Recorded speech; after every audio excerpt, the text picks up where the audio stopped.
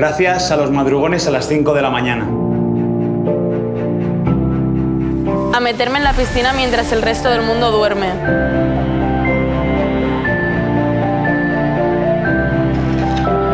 Gracias a los días sin descanso.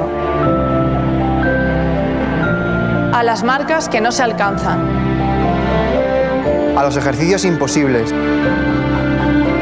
Gracias a las lesiones. Al sudor, a las lágrimas. A las agujetas, al dolor. A la respiración que me faltó.